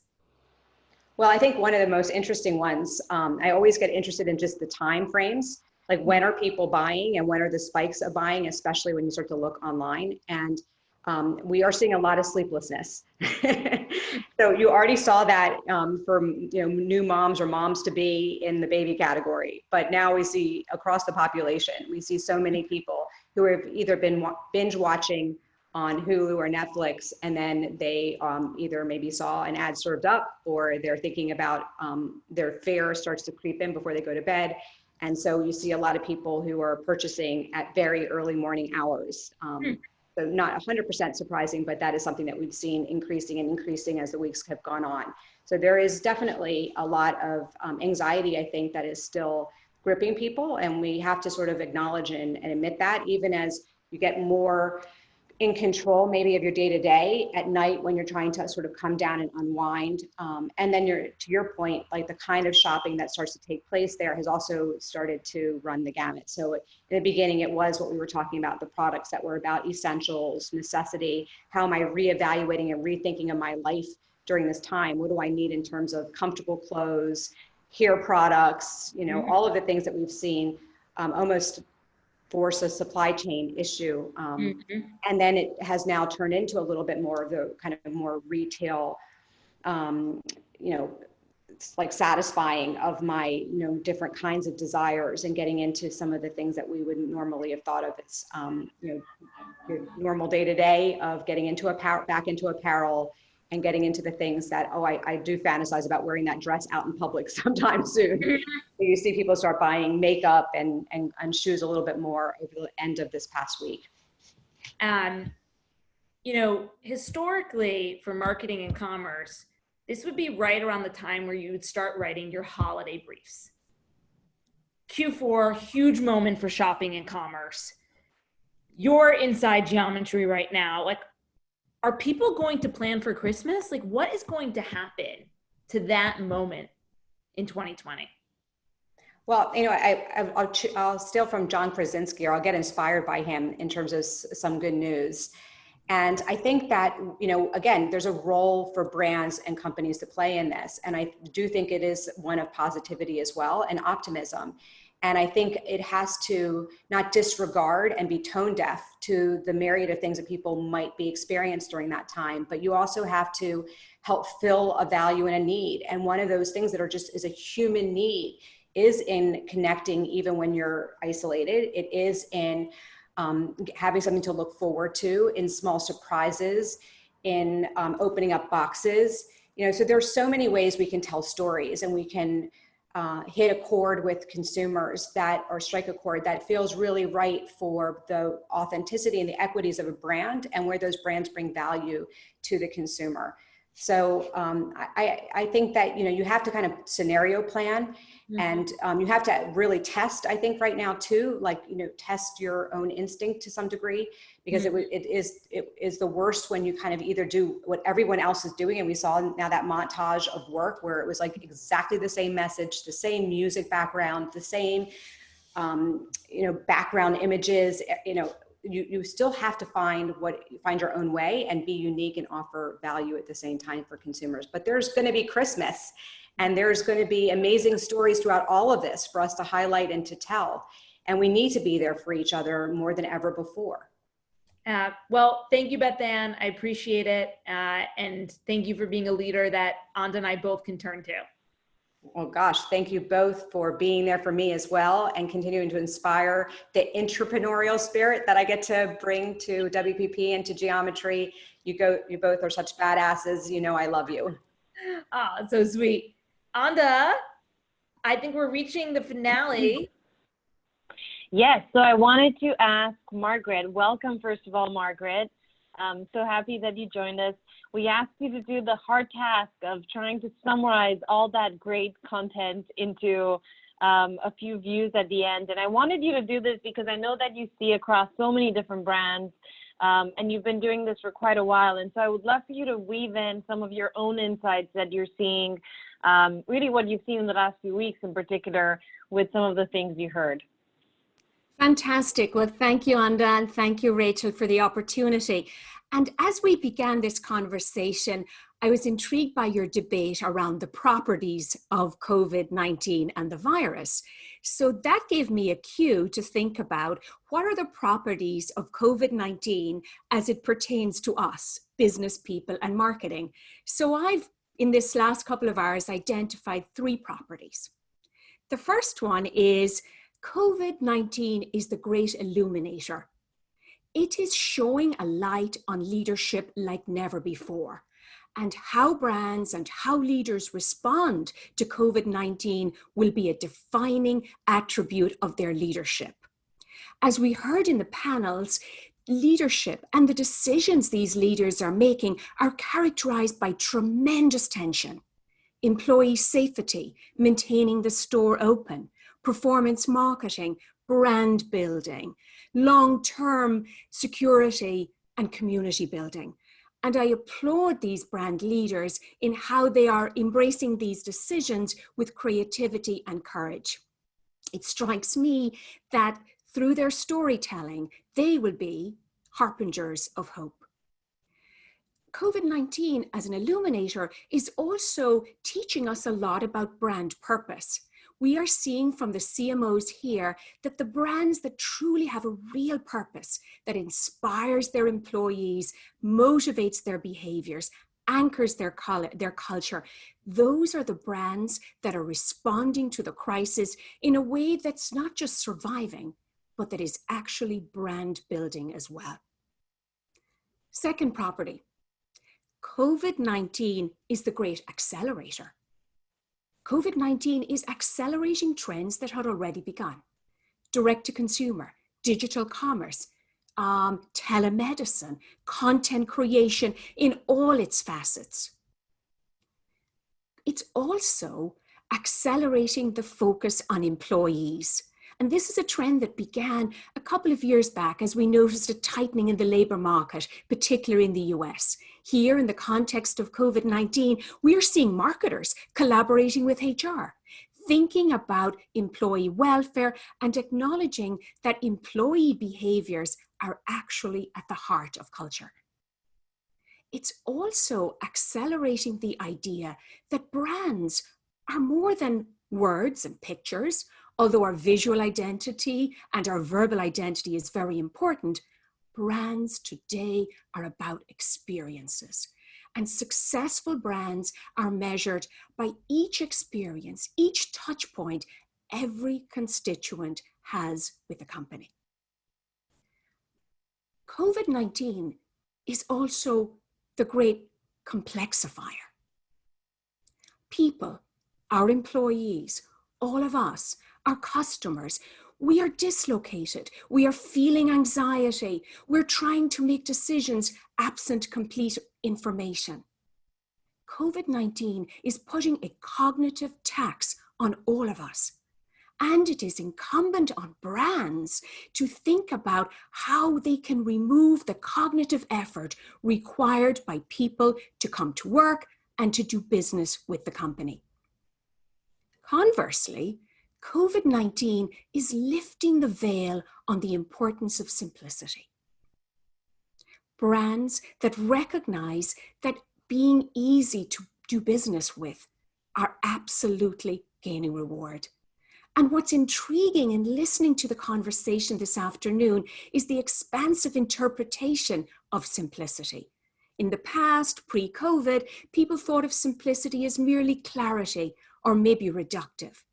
But it's clear to me from listening to the CMOs here this afternoon that they understand simplicity is about clarity, it's about transparency, it's about honesty, it's about ease of understanding, it's about relevance, and most of all, it's about being useful. The genius of the simplifiers that we heard today is their ability to strip away the extraneous, to know what matters to their employees, to their brands, and to their customers.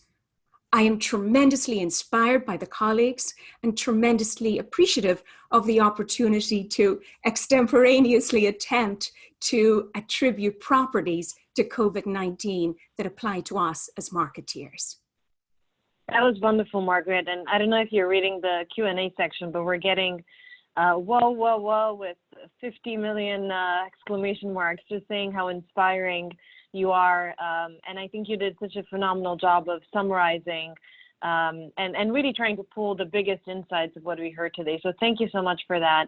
The only other thing I'll mention that I heard was the importance of making sure that your teams are staying motivated, that they're staying collaborative, and that you come up with really good ideas to help them connect not just around their day-to-day work, but also around the work that inspires them, making them feel a little bit more human throughout this process, because it's a crisis that I think is making us all question a little bit what that means.